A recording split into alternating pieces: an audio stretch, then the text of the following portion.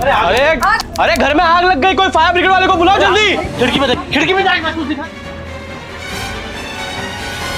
अरे जल्दी कोई पुलिस को फोन करो, अंदर एक लाश पड़ी हुई है। Hello police station.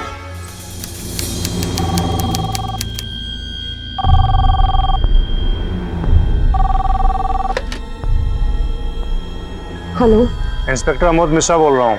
जी। देखिए, हमें कानपुर में एक जली हुई लाश मिली है। हाँ, लेकिन आपको शिनाख्त के लिए आना होगा।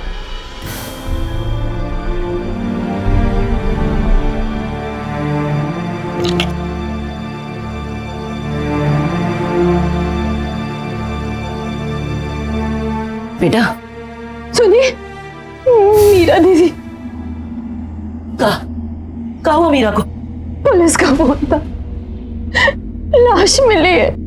ये कहा कह रही हो बहू? माँ जी शिनाख्त के लिए बुलाया।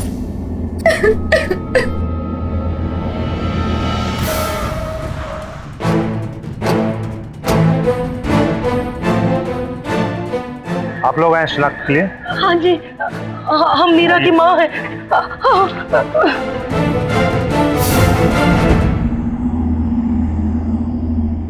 आइए।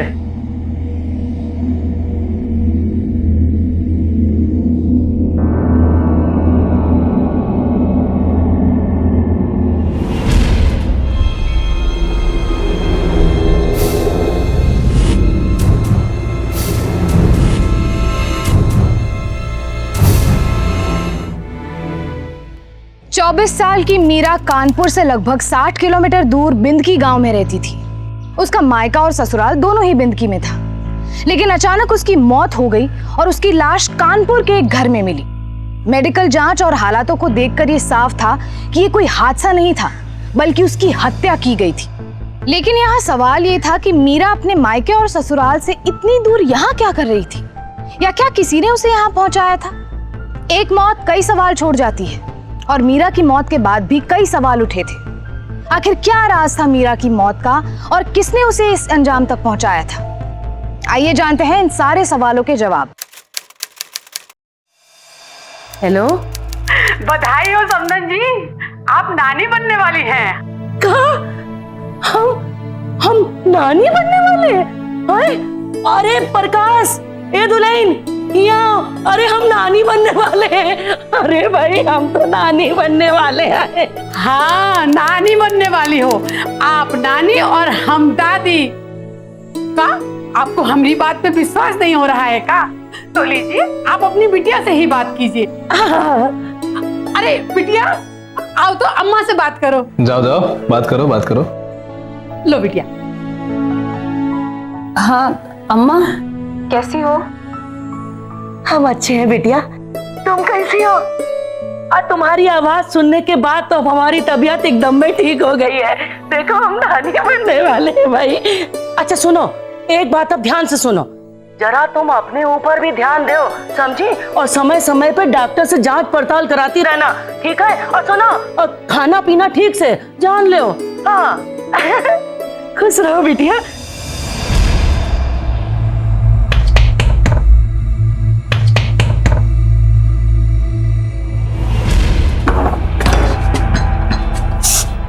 आज फिर पी के आए आप? तो इतना बोरा कह रही हो? तुम्हारे बाप के पैसे की पिएगा? है सारा घर में बाद में आता हूँ, तुम्हारा चकर चकर शुरू हो जाता है। चल खाना लगा।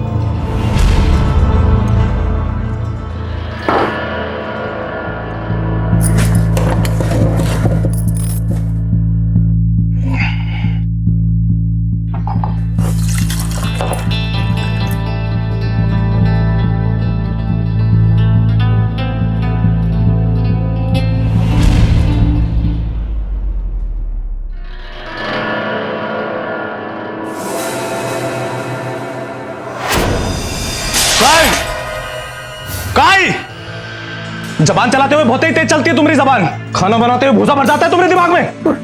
अम्मा को डॉक्टर ने कम नमक खाने के लिए बोला, बस इसीलिए कम नमक डालोगे। छोड़ से। देखो लल्ला, आज तक तुम जोर लाड़ झगत रही ना, हम तुम्हारे बीच में कछु नहीं बोले। अरे आप थोड़ा समझो। अरे बहुरिया माँ बनने वाली है। तो ये क्या समझा दो। ये जबान है ना, उसे काबू में रखे, नहीं तो ये जबान काट देंगे एक दिन हम। कुछ कम नहीं हो बहुरिया। तुमको मालूम है तुम्हारे आदमी का दिमाग जल्दी गर्म हो जाता है, तो काहे उसके मुंह लगती हो?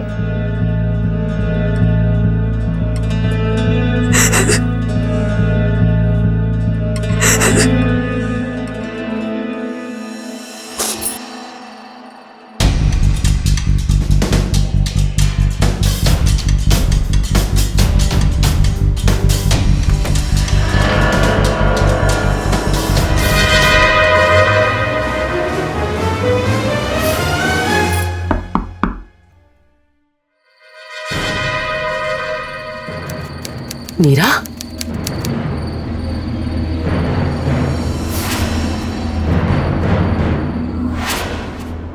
देखो बिटिया, शादी के बाद तो पति पत्नी में ये सब लड़ाई झगड़ा लगा ही रहता है। दिल को ताड़ बना के मन में न रखो जरा सी बात को। पर अम्मा, अरे तनी सोचो तो सही, अगर तुम यहाँ पर बनी रही तो दुनिया क्या कहेगी? है तुम्हारे साथ साथ 10 बातें हमें सुननी पड़ेंगी भाई। अगर ये बात है अम्मा, तो एक काम करो, तुम ही हमें जहर दे दो, पर उस घर तो हम नहीं जाएंगे। अरे कैसी बातें कर रही है दीदी? किसी हालत में ऐसी बातें नहीं करते। तो और कहाँ गए भाभी? हमारी तो कोई सुनने को ही तैयार नहीं है।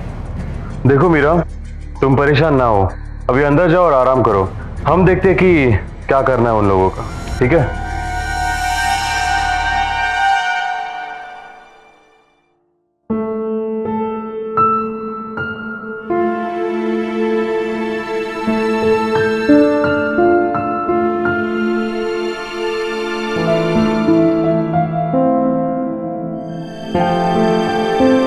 दीदी, हम समझ सकते हैं कि आप पर क्या गुजर रही है, लेकिन इतनी लंबी जिंदगी पड़ी है आपके आगे।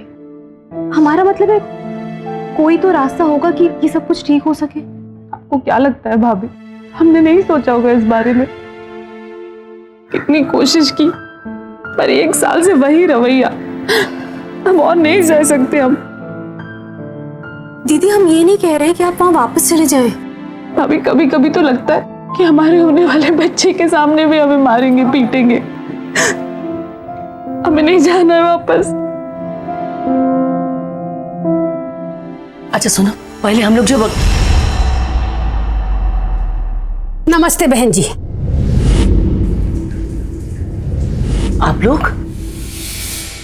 बहन जी, आप ही बताइए, अगर आपकी बहुरिया बिना बताए घर से भाग जाए तो कैसा लगेगा आपको? सोचिए, अगर बाहर लोगों को पता चल गया ना, तो ना आपकी इज्जत रहेगी और ना हमारी। आप ठीक कह रही हैं, लेकिन हम सब भुला के अपनी मीरा को लेने के लिए आए ना घर, ताकि लोगों का मुंह बंद हो सके और कोई उंगली ना उठा सके। लेकिन तुम चुप ही रहो, अंदर जाके चाय नाश्ते का इंतजाम करो, जाओ।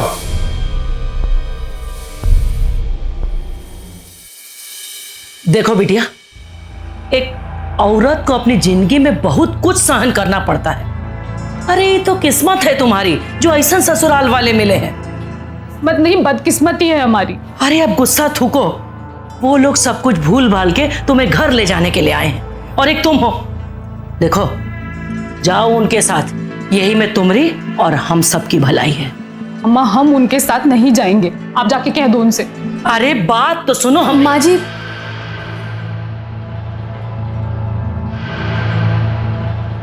माँ जी, दीदी बिल्कुल ठीक कह रही है। उन लोगों ने बहुत बुरा किया इनके साथ, साल भर तक मारपीट, गाली गलौज। माँ जी, इन्हें वहां वापस भेजना ठीक नहीं होगा।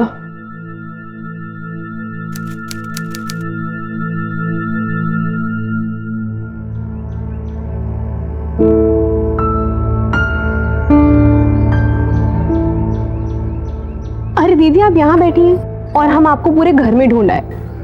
कहो ना भाभी, आप ना ऐसे चुप चुप बिल्कुल अच्छी नहीं लगती है। तो क्या करें, अब रहा ही क्या है हमारे पास कहने को। अरे आप ऐसे क्यों कह रही हैं? अभी तो पूरी जिंदगी है आपके आगे दीदी, ऐसे अकेले कैसे काटेंगे? दीदी, आपके भैया एक बार हमसे कह रहे थे कि शादी से पहले आप कोई नौकरी करना चाहती थी, पर माँ जी ने आपकी शादी करवा दी। तो हम ये सोच रहे थे कि तब नहीं कर पाई, वो अब क्यों नहीं कर लेती? भाभी, अब कौन नौकरी देगा हमें? अरे अम्मा, लड़की का ज्यादा दिनों तक मायके रहना ठीक बात नहीं है। आपको उसके ससुराल जाने की कोई चिंता है कि नहीं? तुमको क्या लगता है कि हमको कोई? ब्रजेश जी नमस्कार। धन्यवाद। नमस्ते चाचा जी। नमस्ते बेटिया। ये क्या हाल बना रखा तुमने अपना? तबीयत ठीक नहीं है क्या? अरे नहीं नहीं, वो जरा सर्दी जुकाम हो गया रहा। वैसे मीरा, हम तुमसे कहे थे ना कि कमरे में ही रहना। अरे किसी चीज का जरूरत है तो अपनी भाभी को कहो, नहीं तो हमको बोल दो। अम्मा वो, अरे अब ये वो ना करो, जाओ अपने कमरे में जाके आराम करो। हाँ ब्रजेश जी, ये बताइए कि वो हमारे हाईवे वाली जमीन के केस का क्या हो रहा है? अरे 10 साल तो हो गया और 5 साल से आप कहते हैं कि आज फैसला आएगा, कल फैसला आएगा। कब होगा फैसला? भाभी जी, आप तो जानती हैं कोर्ट कचहरी का काम।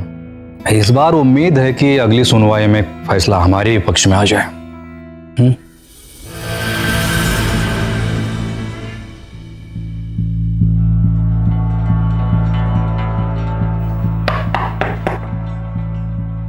चाचा जी आइए ना, बैठिए ना चाचा जी। बैठेंगे बाद में, पहले ये बताओ बात क्या है? भाभी जी से हम पूछते रहे, उन्होंने तो हमें कुछ नहीं बताया। क्या हुआ है? कोई बात नहीं है चाचा जी। देखो, मुझसे झूठ मत बोलो। वकील हैं हम, इंसान की आंखों में देख के उसके मन को पढ़ लेते हैं। क्या हुआ है? मुकुल बाबू से कोई झगड़ा हुआ है क्या?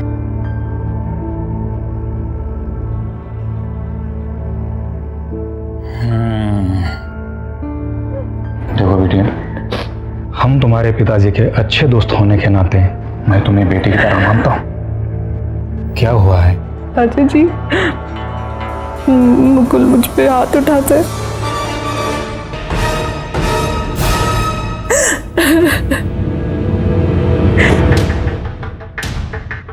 खैर, तुम चिंता मत करो, परेशान होने की कोई बात नहीं है। ये मेरा विजिटिंग कार्ड रख लो। कभी भी कोई भी चीज की जरूरत पड़े मुझे कॉल करना। आजकल मैं कानपुर में प्रैक्टिस करता हूँ। अरे जल्दी करो भाई। हाँ बस 1 मिनट आए। अरे और कितना टाइम लगाओगी? अरे वो पता नहीं, हमारा मोबाइल कहीं नहीं मिल रहा है। अरे बहुत देर हो चुकी है, तुम्हारे फोन के चक्कर में ट्रेन छूट जाएगी। और वैसे भी वो फोन किसी काम का तो रहा नहीं, और हम पैसे दे तो रहे हैं। मायके जाके एक नया फोन और सिम कार्ड खरीद लेना अपने लिए। चलो अभी जल्दी। ठीक है। अच्छा माँ जी, चलते हैं। खुश रहो दुल्हन, संभाल के जाना है जी। चलते हैं दीदी।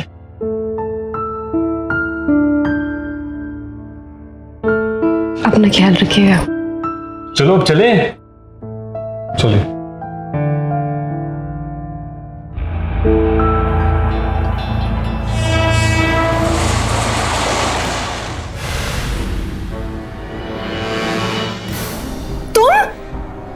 मीरा, तुम यहाँ? तुम्हारी हिम्मत कैसे हुई हमारे कमरे में आने की?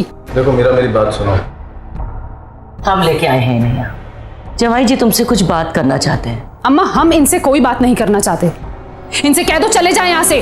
देखो मीरा, मेरी बात सुनो। हम जानते हैं कि तुम हमसे बहुत ही नाराज हो, लेकिन अब हम तुम्हें लेने आए हैं। आखिरकार कब तक रहोगी? चलो हमारे साथ चलो। हमें तुम्हारी कोई बात नहीं सुननी, और हमने एक बार कह दिया हमें नहीं जाना, मतलब हम नहीं जाएंगे। देख मीरा, लड़की का ज्यादा दिनों तक मायके रहना ठीक बात नहीं है। तू समझ रही ना हम क्या बोल रहे हैं?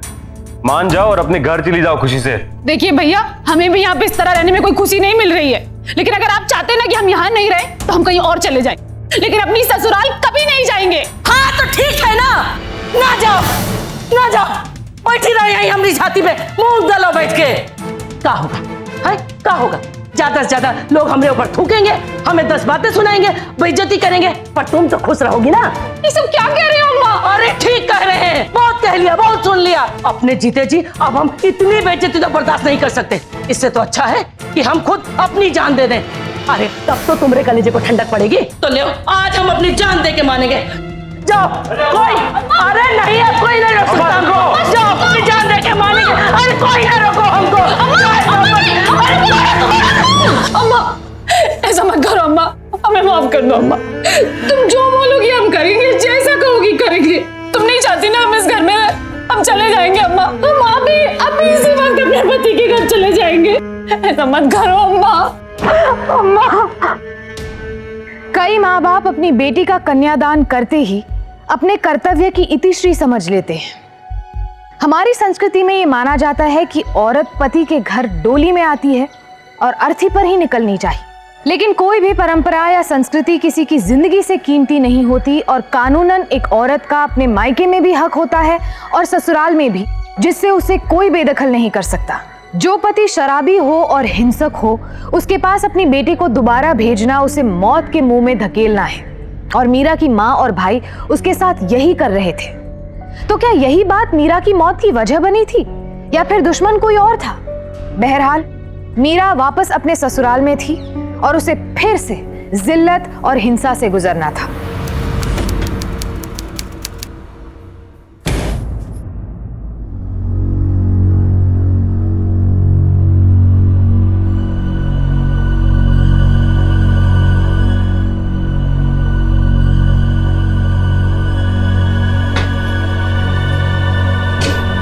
क्या लगता है तुमको? हाँ नहीं, तुमको लगता क्या है कि तुम ससुरा यहाँ से ऐसे घर भाग जाओगी तो हम तुमसे डर जाएंगे का? इस गलत फहमी में बिल्कुल मत रहना तुम। ये जो तुम्हारा तेवर है ना, ये ससुरा यहाँ नहीं चलेगा।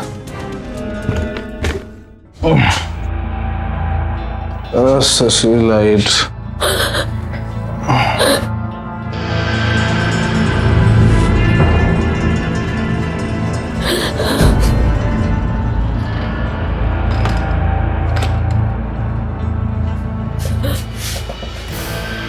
एक रोना धोना लगा रखा है। हाँ?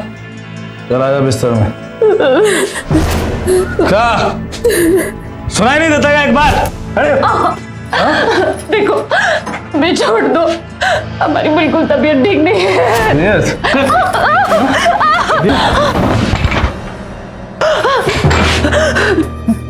ससुरी हमें धक्का देती है। हाँ? हमको अब बताते हैं हम तुम्हारे साथ क्या कर सकते हैं। हाँ? नहीं, नहीं, ये क्या कर रहे हैं आप? देखो, ऐसा नहीं करो। नहीं, नहीं, नहीं, नहीं।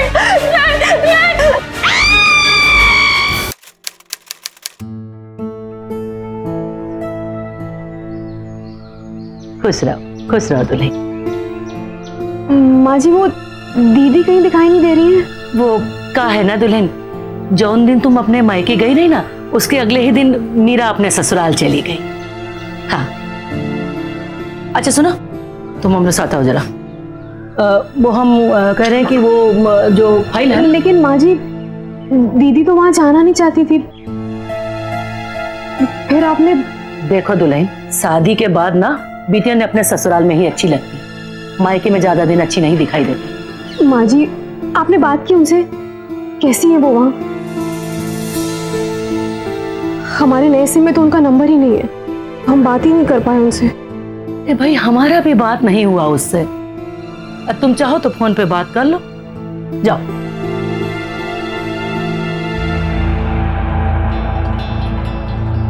आपके द्वारा डायल किया गया नंबर फिलहाल स्विच ऑफ है।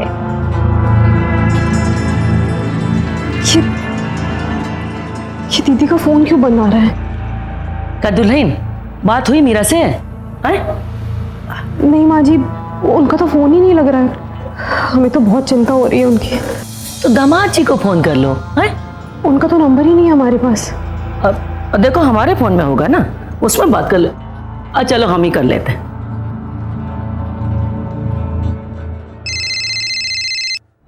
हेलो। हेलो दामाद जी, कैसे हैं आप? का आज बहुत ही चिंता हो रही है आपको हमारी? हाँ, क्या बात है, आप कुछ नाराज लग रहे हैं। वो का है ना सासू माँ, भगोड़ी तो है तुम्हारी बेटिया। अरे ये कहाँ बके जा रहे हैं दामाद जी? मुझे लगता है इस बार वो अपने प्रेमी के साथ भाग गई है। क्यों, काहे नहीं बोलती है? देखिए, आप हमारी बेटी पर ये इल्जाम नहीं लगा सकते। आप नहीं जानती थी का कि आपकी बिटिया का शादी से पहले एक चक्कर चल रहा था? नहीं जानती थी आप?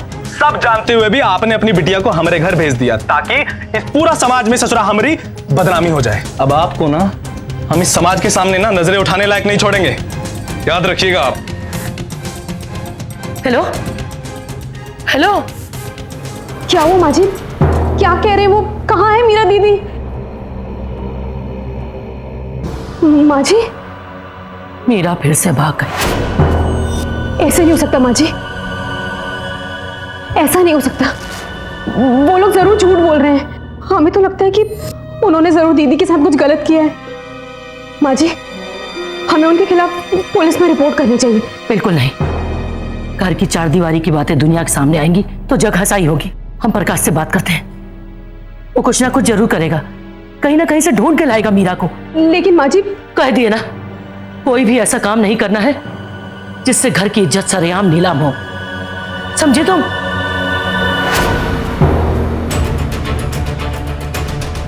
क्या हुआ? कुछ पता चला? माँ, हमने हर जगह ढूंढा, सबको पूछा, लेकिन कुछ समझ में नहीं आ रहा कहाँ चली गई है मीरा।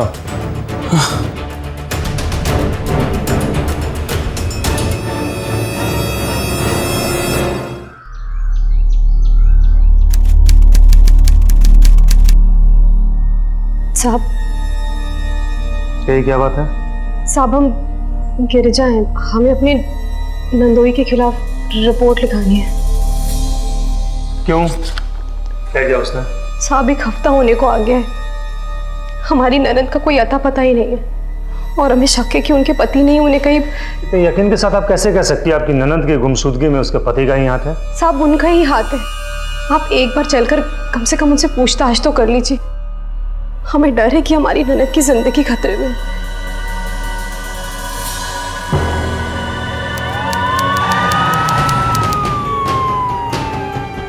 ठीक है, बुलाओ सर।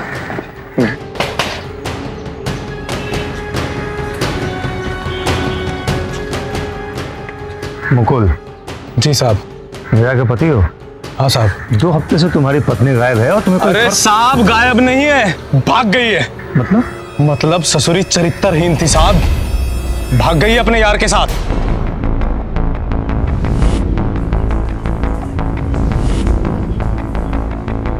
माँ जी, वो इंस्पेक्टर साहब को आपसे कुछ पूछना है। क्या? इंस्पेक्टर? तुमको मना किए थे ना पुलिस थाने जाने से, तो फिर? आप ही है मीरा की माता जी? जी।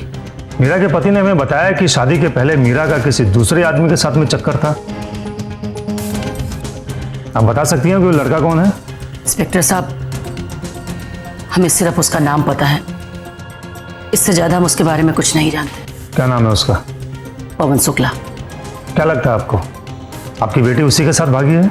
हमें तो समझ में नहीं आ रहा है कि ये सब क्या हो रहा है। चलिए ठीक है, हम पता लगाने की कोशिश करते हैं कि आपकी बेटी कहाँ है। इस बीच में अगर उस लड़के के बारे में आपको कोई भी जानकारी मिले, आप हमें बताइएगा।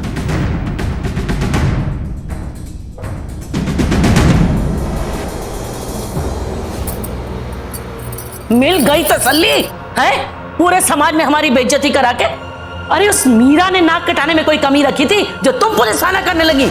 माँ जी, हमें तो बस वो दीदी की फिक्र हो। हाँ, बस एक तुम्हें ही तो फिक्र है, हमें तो कोई फिक्र है ही नहीं उसकी। अरे बेटी है वो हमारी बेटी, तुमसे ज्यादा तो हमारा दिल घबरा रहा है। देखो दुल्हन, बात को पुलिस थाना कोर्ट कचहरी तक पहुंचा के तुमने अच्छा नहीं किया, जान ले। मीरा के अचानक बिना किसी को कुछ बताए गायब होने से सभी हैरान थे। यहाँ अफसोस की बात यह थी कि उसकी माँ शकुंतला भी एक औरत थी और सास भी, लेकिन मीरा की फिक्र सिर्फ उसकी भाभी को थी। अगर भाभी गिरिजा ने मीरा से बात करने की कोशिश नहीं की होती तो उसके गायब होने की बात भी पता नहीं चलती। गिरिजा ने समझदारी दिखाते हुए फौरन पुलिस में रिपोर्ट की और मीरा की तलाश शुरू हुई।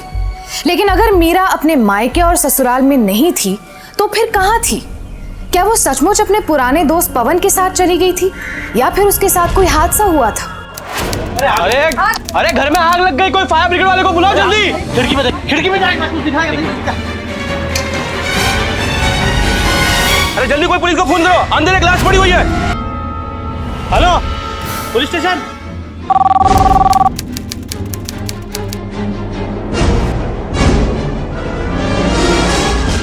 पुलिस का फोन था, लाश मिली है।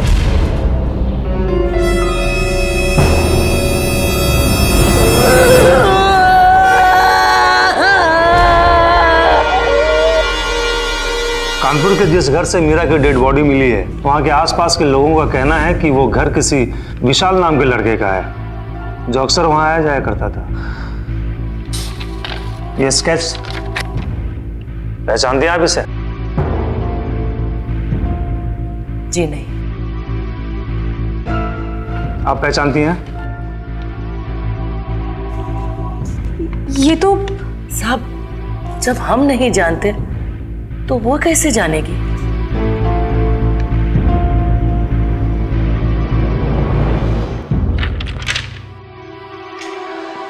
इससे आप जानते हैं? विशाल नाम है इसका।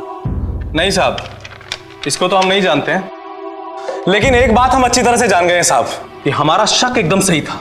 ये मीरा का एक आदमी के साथ चक्कर नहीं था, बहुत ही सारे आदमी के साथ चक्कर था।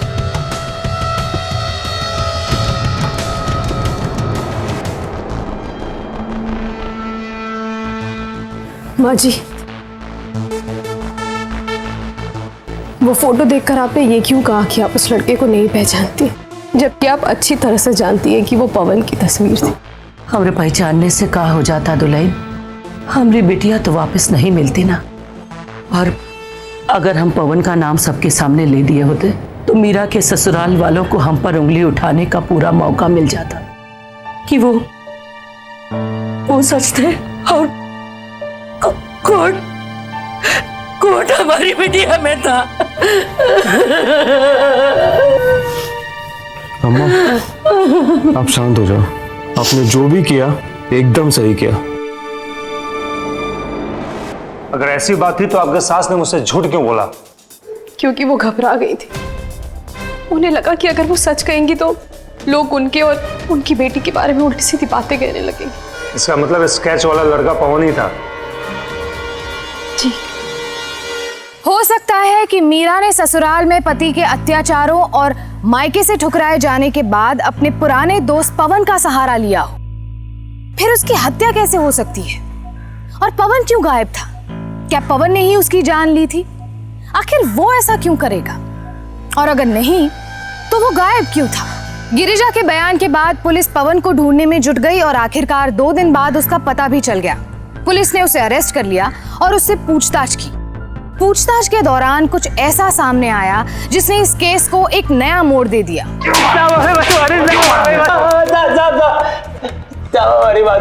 हमने मीरा को नहीं मारा, हम मीरा को बहुत प्यार करते, हम उससे शादी करना चाहते थे, लेकिन हमारी अम्मा ने हमारी शादी कहीं और तय कर दी है। हम एक दूसरे से बहुत प्यार करते हैं। हाँ, पर हम अपनी खुशी के लिए अपनी अम्मा का दिल नहीं तोड़ सकते पवन। और हमें छोड़ के जा सकते? हो सके तो हमें भूल जाओ पवन। मीरा के चेहरे के पास हमारे पास कुछ नहीं बचा था साहब। हमने तो उसे अब कब का भुला के अपनी अलग दुनिया बसा ली थी, लेकिन एक दिन अचानक वो हमें कानपुर के विजयनगर इलाके में दिखाई थी। दिखाई नहीं देता टकर। मीरा यहाँ सर, उसे वहां देखकर हम भी हैरान हो गए। मीरा यहाँ कैसे? उसने बोला कि वो अपने किसी अंकल से मिलने आई है जो वकील है। इतना कह के वो चली गई। फिर 2-3 दिन के बाद उसका कॉल आया। बहुत घबराई हुई थी। बोली कि ब्रजेश अंकल एकदम अच्छे आदमी नहीं है, नौकरी देने के बहाने उन्होंने उसके साथ गलत करने की कोशिश की। वो जैसे तैसे वहां से भाग गई, फिर हमसे मिली। तो क्या सोचा, कहाँ जाओगी? नहीं जानते। अपनी माँ के घर क्यों नहीं चली जाती? अब हमारी किस्मत में जो भी हो पवन, हम खुद ही देखेंगे, पर वहां तो कभी नहीं जाएंगे। सब मीरा के पास रहने के लिए छत नहीं थी, इसलिए हम उसे अपने बचपन के दोस्त विशाल के कानपुर वाले घर पे ले गए। उसकी देखभाल के लिए अक्सर हम वहाँ जाया करते थे। आस पड़ोस में नए लोग थे, तो इसलिए सबको हमने अपना नाम विशाल बताया। ब्रजेश वकील को जानते हो? हाँ सर।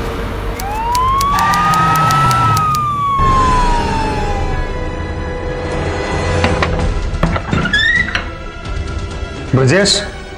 हाँ जी, क्या बात है? ये क्या बात है? सच बताते हैं, हमने तो उसे सिर्फ नौकरी दिलवाने के लिए अपने पास बुलाया था, लेकिन एक रात हमने कुछ ज्यादा ही पी ली थी। थोड़े बह गए थे हम।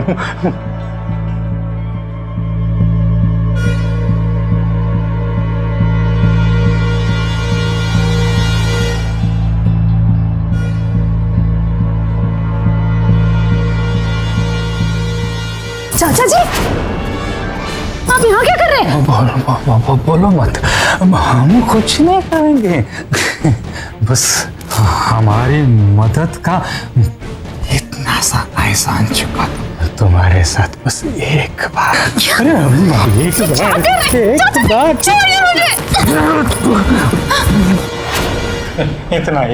इतना ही हुआ। हम सच बोल रहे हैं।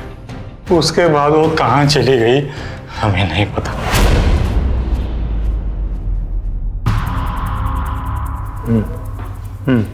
ठीक है, मैं पहुंचता हूँ। साहब, कुछ पता चला दीदी को किसने? देखिए, अभी तक जितनी बातों का पता चला है उसके आधार पर शक तो 3 लोगों पे जाता है, पवन, ब्रजेश और मीरा का पति मुकुल। लेकिन हैरानी वाली बात यह है कि अभी तक कोई ठोस सबूत नहीं मिला इनके खिलाफ हमें। मीरा वशिष्ठ की हत्या का केस दिन पे दिन उलझता जा रहा था।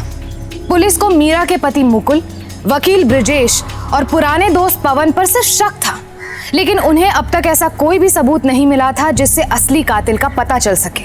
गिरिजा और पुलिस की तमाम कोशिशों के बावजूद अब तक कोई नतीजा नहीं निकल पाया था।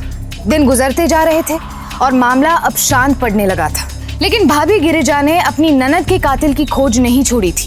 इसलिए इस केस की फाइल बंद होती उसके पहले उसके हाथ कुछ ऐसा सबूत लगा जिसने डेड एंड पर पहुंच चुके इस केस को सुलझाने में सबसे अहम भूमिका निभाई।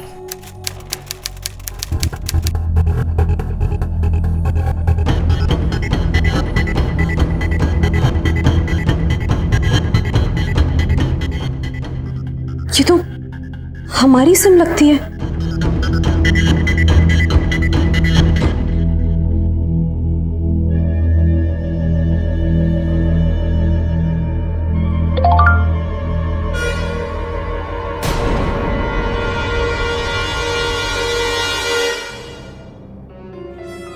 सुन जी, मैं जब माँ के घर गई थी तो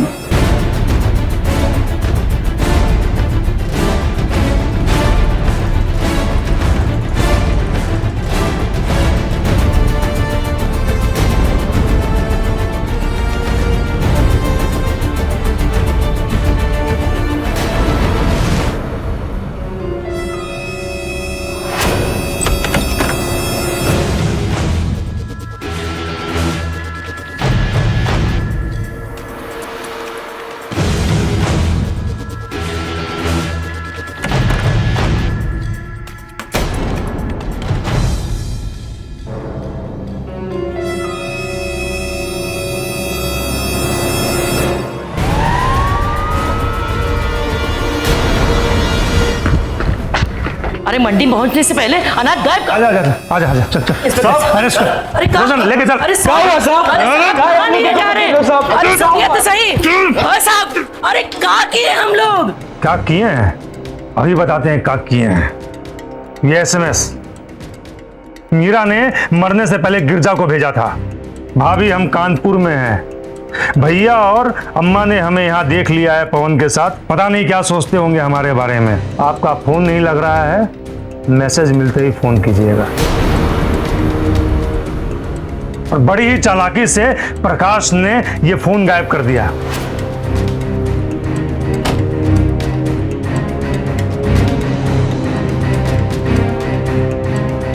और गिरजा को उसके मायके भेज दिया ताकि मीरा और गिरजा में बात ना हो सके। पता नहीं हमारा मोबाइल कहीं नहीं मिल रहा है। तुम्हारे फोन के चक्कर में ट्रेन छूट जाएगी। मायके जाके एक नया फोन और सिम कार्ड खरीद लेना अपने लिए। लेकिन बदकिस्मती है आप लोगों की, वही पुराना सिम गिरजा को उससे कमरे से मिला। अरे साहब, अरे झूठ बोल रही है अपनी दुल्हन। अरे हम लोग तो पिछले 1 महीने से कानपुर गए नहीं है। हाँ, गिरजा झूठ बोल रही है, वो गलत है। प्रमाण है हमारे पास। गिरजा को गाड़ी से मिली रसीद।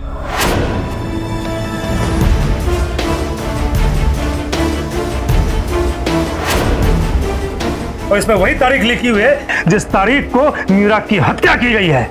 आप सच कह रहे हैं साहब, हमें भी अच्छे से याद है उस दिन प्रकाश भैया को एक फोन आया था। तुम्हें पक्की खबर तो है ना कि मीरा कानपुर में ही है? ठीक है, चलो अभी फोन रखो, हम बाद में बात करते हैं। और फोन आने के तुरंत बाद ये लोग निकल गए थे यहाँ से। हाँ, और इससे ये कहाँ साबित होता है कि हम लोगों ने मीरा को मारा है साहब? अरे भला आप ही बताइए, कोई सगी माँ अपनी सगी बेटी को कभी मार सकती है क्या? बिल्कुल मार सकती है। अगर एक सगी माँ अपनी बेटी से ज्यादा अपनी झूठी इज्जत को प्यार करे तो जरूर मार सकती है। वही किया तुम लोगों ने। उसका सबूत है ये साड़ी, ये साड़ी जो प्रेस से नहीं जली है। सही कहा ना मैंने? मीरा को मारने के बाद उसे गले से अपनी उंगलियों के निशान मिटाने के लिए जब तुम लोग उसे जला रहे थे तब जली है ये साड़ी।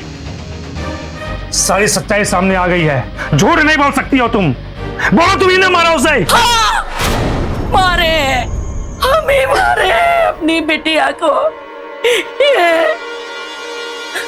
इन हाथों से। पर साहब, हम क्या करते? बहुत समझाए कि बिटिया ससुराल चली जाओ, पर तुम समझ ही नहीं रही थी। तो हम क्या करते? अपनी इज्जत बचाने के लिए, अपने समाज में मुंह दिखाने के लिए हम मार दिए। हमरा एक आदमी कानपुर से हमको फोन किया कि उसने मीरा को पवन के साथ कानपुर में देखा है, तो हम लोग फौरन वहां के लिए चल पड़े। ओफ, अरे पूरा दिन भटकते भटकते बीत गया कानपुर में। तुम ये बताओ कि यही कानपुर में ही देखे थे कि कहीं और देख लिए थे? हाँ?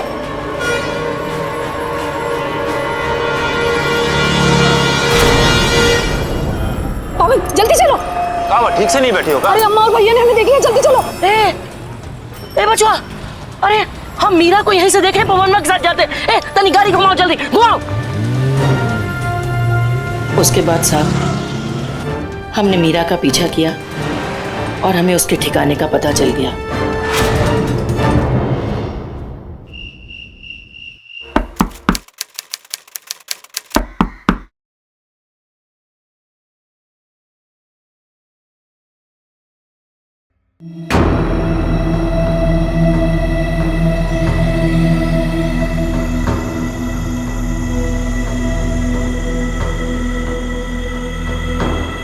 अम्मा,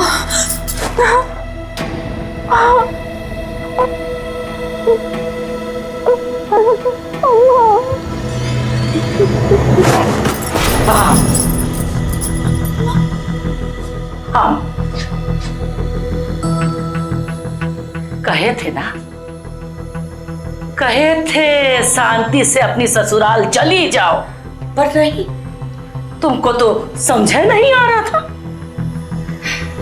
बहुत समाज में नाक कटा चुकी हमारी, बहुत बेइज्जती करा चुकी है। अपने पति को छोड़ के यहाँ ही 2 टके के लौंडे पवनवा के साथ रंगरेलियां मना रही हो। नहीं अम्मा, हम कुछ गलत नहीं किया अम्मा। पवन तो बस हमारी मदद कर रहा था अम्मा। बस बहुत हो गया।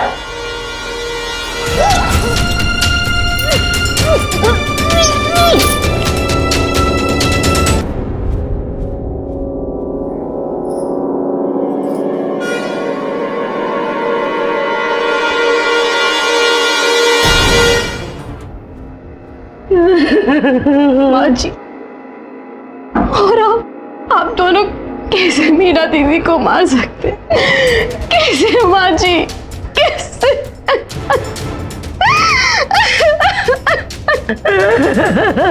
लेके चलो दोनों को। चलो चलो चल।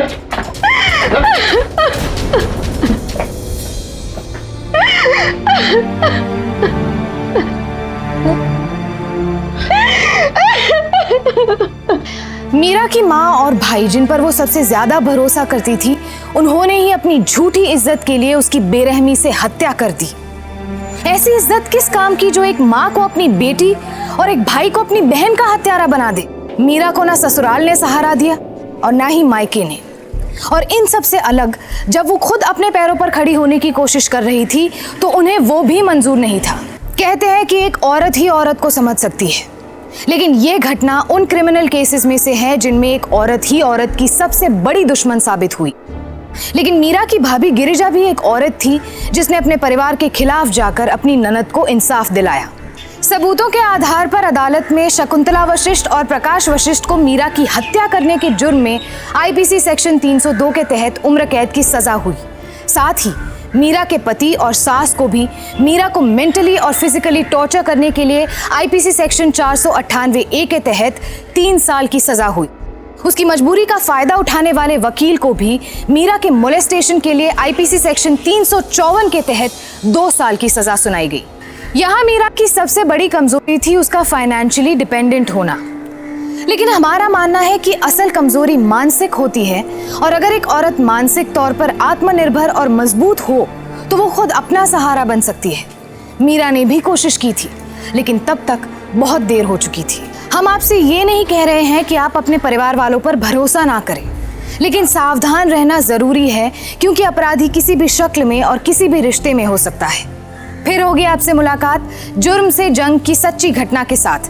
तब तक सतर्क रहें, सुरक्षित रहें, सावधान रहें। सावधान इंडिया, इंडिया फाइट्स बैक।